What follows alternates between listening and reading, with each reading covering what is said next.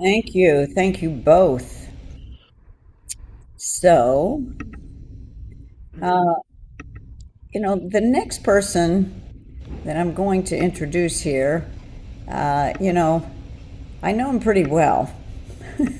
And he's been helping me in the background here, Reb Simcha. Uh, and he's been helping me. He's been feeding me tea and soup while I've been hungry. And Reb Simcha, if you could unmute, I could find you and put you in the spotlight. Or are you there? I am here. You are there. Here. There you are. Okay, we'll put you in the spotlight. Um, I have to give Simcha a shout out because every night at 9 o'clock I disappear Eastern time and go into the Nechama Minyan. He's not wild about it, but he tolerates it. And I'm just thanking you and thanking you for the past year of tolerating. And I'm thanking you for the next year you're going to tolerate that I disappear at 9 o'clock every night because I just really enjoy this community and they're just such loving souls. We're going to hear a few more tributes from them, but there's some people who need to present to get off. So I'm giving you the platform. This is my infamous and famous husband, Rabbi Dr. Simcha Raphael, who's written the Jewish book of the Afterlife. Take us away, Simcha, as we clean out our demons and ghosts and spirits of this past year and ready to move into the light. All right. So, thank you for giving me space to be able to do this. I feel like there's some nepotism involved, but I'll take it. And Just a little. a little bit. I want to talk to you about. Oh, I have to go to share. Hang on. Let me just. Am I up? Okay. So I wrote a book recently published this year called Spirits, Ghosts, and Dybbuks, Afterlife Journeys in Yiddish Lore. It was published by Albion Andalus Books, and they have a whole Jewish life, death, and transition series, and it is available on Amazon and on my website. So I'm doing a little bit of my own advanced publicity. Okay, so I want to tell you about the background to writing this book with a story. Some of you may have heard this story, but when I was in my early 20s, I used to be young and foolish. Now I'm just foolish, but that was me in my early 20s. My closest friend was killed in a car accident. He was with me on a Saturday night, and the next day we were making plans for his funeral. And very early on, I felt a sense of his presence. At the cemetery, a few of us said, didn't it feel like he was here? During the Shiva, one night we were sitting around in one of the rooms and we were like, didn't it feel like Leslie was present? And I had already had a degree in religious studies, so I knew about the Tibetan Book of the Dead and Indian teachings on reincarnation, and certainly everybody know, Christians believe in heaven and afterlife. And when I began to ask what Judaism has to say about life after death, there was almost nothing available. Right? If I stop my share, which I often do when I'm teaching, and I asked everybody, what did you learn about life after death growing up? Most of you would have very little to say about it. I teach in a synagogue where there's, relatively sophisticated adults who are Jewishly educated, and I say, "What did you learn about life after death?" And they look at me like I'm asking them, the secret recipe for creating nuclear fission, with this blank look on their face. So, but back to my sharing, right? So it was this that we often hear about. Judaism celebrates life and the living. It dwells on life here rather than on the hereafter, as other religious faiths do. Life is precious here and now. I can see you on my side screen. Put your hand up if that's what you heard. Right? So what I want to say is, right? Did they teach you any different in rabbinical school, Amita? What I want to say is, it's true, but it's only half true. What's true is that Judaism celebrates life and the living, and it's in this world that we do mitzvot. And the goal is not to create a transcendent messianic reality, but to become Mamlechet Kohanim v'Goy Kadosh, to become a kingdom of priests and a holy nation in this world. But that doesn't mean that Jews don't believe in life after death. That's what, if you do any teaching, that's what you have to say. This notion that we believe in life and living is a modern misconception. Because if you go to the world of Kabbalah and you interview the Kabbalists, if you go to Hasidism, there's no question that consciousness survives bodily death. Fiddler on the Roof is an afterlife story. And we think Jews don't believe in life after death. It's in our culture. So Reb Zalman inspired me to write to do what I call spiritual archaeology. Basically, I spent 15 years practically researching everything I can get my hands on. My friend Miriam Stanford will remember I taught on life after death at the Aquarian Minyan over 45 years ago. So I've been at this for a while, and I wrote my doctoral dissertation under Reb Zalman's tutelage. And hang on, I have to go back to my screen share. Go back to here, and what my doctoral dissertation became a book, Jewish Views of the Afterlife. And what I said in Jewish Views of the Afterlife is that there's a whole legacy of Jewish teachings on life after death throughout time and history, but in the modern period, we lost touch with it. Reform Judaism. This is the Hamburg temple, and Hermann Cohen was a great philosopher of early Reform Judaism, and he reframed Judaism as a religion of reason. He said that when Jacob is gathered to his ancestors, it really means he lived on through his descendants, which actually makes no sense. But the reformers sort of secularized Judaism and weeded out all of the what Mordechai Kaplan would call the supernaturalistic elements, and then you have the Enlightenment thinking, that what's that philosopher, that psychiatrist Simcha Freud. According to Simcha Freud, standing beside the dead body, human beings invented spirits and afterlife. And this is sort of Stephen Hawking, the physicist, would say consciousness is an epiphenomenon of the brain produced by the firing of neural synapses. So what happens when you're dead? You're dead. There's no such thing as afterlife. And after the Shoah, nobody wanted to talk about the afterlife. Right? I mean, there was a crisis of faith. They had to settle the refugees. They had to guarantee the existence of the state of Israel. There wasn't time to worry about 6 million souls. So we lost touch with those teachings. But what I later discovered, and this is what the book was about, is that in the 16th to 19th century, it was a time of great Yiddish literary creativity. There was Yiddish music, there was Yiddish theater in Warsaw, in Poland. Then on the Lower East Side, it was a great time of Jewish literary development. And that late medieval world was not secularized, but it was a world that was filled with angelic presences and mischievous demons, spirits and ghosts. Look at this picture here. I had fun doing these graphics, by the way. I superimposed these ghosts in a synagogue setting because there were in the book Jewish Magic and Superstition, the author says there was a tradition where when you went to a shul in the morning, you knocked on the door of the synagogue because that's where the spirits and the ghosts hung out overnight. So in that world, there were visitors from the world beyond. There were malevolent possessing Dybbuks, which are sort of spirits that don't reincarnate and grasp on. There was souls of deceased relatives. So this is what. Okay, I'm just going to give you the content of the book in 5 images. The Maisa book is a collection of Yiddish tales. Sholem Aleichem never heard of Fiddler on the Roof.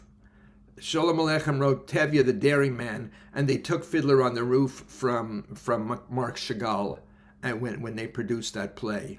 But Sholem Aleichem wrote about Tevye. I.L. Peretz, Yehuda Leib Peretz wrote different stories about Dybbuks. There's a wonderful tradition of the play of the Dybbuk, and Isaac Bashevis Singer has a lot of stuff, including the last book I looked at was Shadows on the Hudson, where Holocaust survivors are talking about death and afterlife, which is a whole other story I'm not getting to tonight. So that was what I began to look at. This basically, what I realized is the assumption that I had that we lost touch with that tradition during modernity was mistaken. And I spent another year and a half reading everything I could get my hands on in the world of Yiddish literature, which produced this book here that we're talking about tonight. So I'm going to tell you a couple of quick stories, and then we'll light a candle and send the spirits back to wherever they come from. Okay, I always have trouble getting back to. Okay, so we're here. Hang on. Right. Okay, so the Misa book is a collection of stories in Yiddish, Jewish and non-Jewish sources telling tales of Talmudic and Central European folk traditions. And just to let you know how ubiquitous it was in that world, it was reprinted in Yiddish in at least 20 different editions. Okay. So one story is told of Rabbi Yehuda. Rabbi Yehuda was the author of the Mishnah, and he said when he was dying, he said, keep a light burning on my table and set the table, because I'm going to come back every night, every Friday night to the house to recite the Kiddush. So they lit the candles, and he would come back. And once he was visiting, and somebody knocked on the door, and they said, I'm sorry, you can't come in. Rebbe, they call him, Rebbe is here. And after that, he was outed, and he never came back again. So that's the story. But what's the essence of that story? The essence of that story is that consciousness survives bodily death, and that those beings on the other side can come back and visit us, and that we still carry this sense of being freaked out if there's too much information about that world. So we do, as human beings, have this reticence about the world beyond. But between this world and the other world, between this world and the world beyond is a window and not a wall. Between this world and the world beyond is a window and not a wall. And that's one of the things that comes through in all of these different stories. I'm just giving you a little tiny aperitif of this thing on. So then there's Fiddler on the Roof, the Tevye the Dairyman stories. As I said, Shalom Aleichem, never heard of Fiddler on the Roof. That's from Marc Chagall. But it's a Tevye's dream, is an afterlife story. I'm not going to read it, but Fruma Sarah comes to him standing by the bed. He's talking to him, and then Seitel was there, and the beings on the other side are offering opinions about who his daughter should or should not marry. And again, there's a whole tradition of the deceased coming to us in dreams. It's throughout Jewish tradition, throughout Jewish history. There's a lot of stuff. If you just Googled dreams and the deceased, you'll find a lot. And then there's a Dybbuk story. A Dybbuk is a spirit that cannot reincarnate and attaches itself to a being. This image is from the movie The Dybbuk. Look on YouTube. There's a 1934 Yiddish movie, The Dybbuk. It's a kind of a Romeo and Juliet star-crossed lover story where the father marries off the bride to somebody else, but she's in her psyche betrothed to this other man, and he comes back and he possesses her. That's him. So the Dybbuk, so Ansky was he was an anthropologist, he was an ethnographer, and he amassed a large collection of Dybbuk tales. He went around asking people these stories about, did you ever have experiences with spirits, with ghosts, with Dybbuks? He had about like 1,000 questions. And he had a lot of Dybbuk stories. So he wrote this play. And the notion of a Dybbuk as a possessing spirit emerged from Kabbalah, the doctrine of Gilgul, and it entered the folk level of community life in Eastern Europe in the 17th and 18th century. So I'm just giving you a little vignette. I have one more, and then I'm gonna go off screen. But look at this. This image is from the movie, and this my friend Scott Frey did with AI. So we took the image from the movie and we gave it to Gemini, and it created this for the cover of my book, which I delight in. Sabbath in Gehenna by Isaac Bashevis Singer. Now, it happens that on Shabbat, the fires of Gehenna, which is sort of the underworld of torment, do not burn. They say that Shabbat is a taste of the world to come. So every Shabbat, all the torments of Gehenna cease, and the angels of destruction are nowhere to be seen. Now, it happened on one Shabbat that there was an important meeting going on. The free thinkers in Gehenna, and there are a lot of them, were sitting on logs and conversing. And their topic is how to improve their lot, how to make a better Gehenna. Now, I have to tell you this. There are thousands, hundreds and hundreds of texts on Gehenna in Jewish tradition. This is the first time there's ever a text where the thinkers in Gehenna are trying to improve the conditions of Gehenna. This is how sort of Yiddishist socialist philosophy enters into, it marries with Jewish teachings on life after death. So they're sitting around. Do I have an exorcism? There's exorcisms available. I'm not doing that one right now. They're sitting around and they're talking about what they could do to improve their lot in Gehenna. And hang on. So one sinner says, we have to give him a list of demands. A week in Gehenna should only be 4 days. We should be given a 6-week vacation with permission to go back to earth and break all the 10 commandments. And we should not be kept away from our beloved sisters, the female sinners. We demand free love and sex. So this is what they're saying in Gehenna. And someone else says, what, are you kidding me? We need a revolution. We have to storm the court of Gan Eden. Come on, where are you going to get arms? Right? What Isaac Bashevis Singer does is he creates this polyphonic, polyphonous, a cacophony of different voices. We need culture. We need a magazine. We're going to call it the Gehenna-dick. We're sinners with spiritual goals. Come on, there's no paper in Gehenna, says somebody else. Let's open a theater. That's the best form of propaganda. Culture won't solve our problem. We need a political party. You see, these were all of the voices of in socialist Yiddish culture. We need money. We need to fundraise. We're still trying to do that today. And then what happens? At that instant, Shabbat ended. The Shabbat afternoon discourse of improving conditions in Gehenna instantly faded, and suddenly the whole cast of characters disappeared, and the fires of Gehenna leapt up again. The nails on the bed began to glow with heat, and these are midrashic images of Gehenna.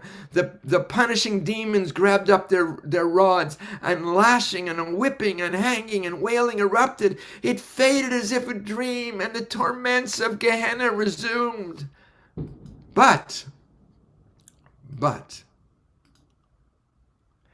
as we begin a new year, we can each dream to live our best self, to live a life that is moral, ethical, and imbued with the sense of the holy, and at the right time, experience the fullness of life in the heavenly Garden of Eden.